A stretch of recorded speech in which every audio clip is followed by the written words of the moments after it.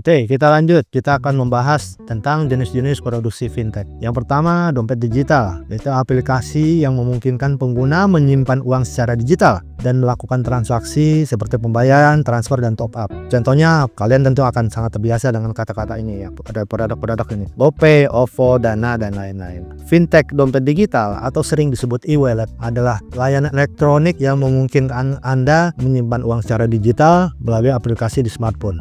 Kalian mungkin akan sudah terbiasa dengan dompet digital ini. Bagaimana cara kerjanya, kemudian cara untuk registrasi, top up, transaksi, dan pembayaran, bagaimana cara transfernya. Mungkin kalian sudah sangat terbiasa di sini. Karena kalian adalah generasi-generasi yang sudah terbiasa hidup dengan aplikasi marketplace dan tentunya ada aplikasi fintech di situ. Ya, kelebihan dompet digital yang jelas lebih praktis, lebih aman, ya kan, lebih efisien, fleksibel, ya kan, dan seringkali ada berbagai promosi yang menarik, cashback, diskon, point reward, dan lain-lain. Nah, yang perlu diperhatikan ya, tips cara menggunakan dompet digital. Mungkin kalian ada yang udah aware atau yang belum, tapi kita bahas di sini ya. Yang pertama, pilih dompet digital yang sesuai dengan kebutuhan Anda. Kalau kalian biasa transaksi retail atau dompet digital untuk investasi, ya kan, tentu akan berbeda tergantung dengan karakter yang ditawarkan oleh fintech dompet digital.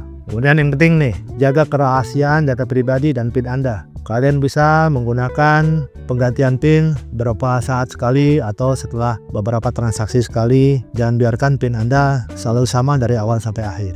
Kemudian aktifkan fitur keamanan tambahan seperti verifikasi 2 faktor. Kemudian yang juga lebih penting adalah perhatikan syarat dan ketentuan yang berlaku, karena masing-masing fintech dompet digital agak sedikit berbeda atau mungkin karena tujuannya berbeda-beda, maka kalian harus perhatikan syarat dan ketentuannya. Nah, untuk pembayaran digital dengan menggunakan sistem pembayaran online, itu adalah platform yang memfasilitasi pembayaran melalui internet seperti PayPal atau Stripe. Itu adalah bagian dari teknologi finansial atau fintech yang memungkinkan Anda melakukan transaksi pembayaran secara elektronik melalui internet. Di sini ada disebutkan cara kerjanya, kalian bisa baca di sini. Ada registrasi, tautkan rekening bank Anda, ya kan. Kemudian berbelanja, kemudian konfirmasi. Nah, contoh-contoh fintechnya tuh di sini ada yang sangat terkenal, ada PayPal, kemudian ada Stripe, ada Midtrans.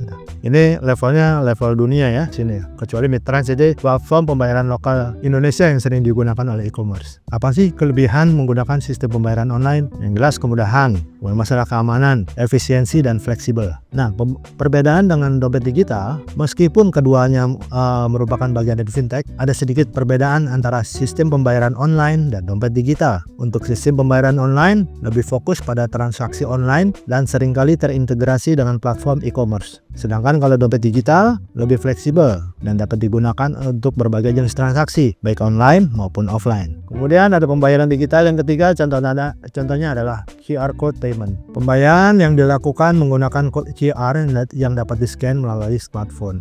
Itu adalah cara terbaru dan mudah untuk melakukan transaksi. Kalian bisa lihat bahkan sampai sekarang warung-warung rokok, ya kan, warung kopi atau toko-toko kecil, mereka sudah menggunakan QR. Terakhir saya menggunakan QR itu di tukang cukur rambut. Dia udah ada QR code ya, kita tinggal scan dan kita bisa lakukan pembayaran di situ. Kemudian bagaimana cara kerjanya? Yang jelas, pemilik toko atau pemilik usaha membuat QR code. Lalu QR code itu ditempelkan di kasir atau di tempat yang mudah dilihat oleh pelanggan.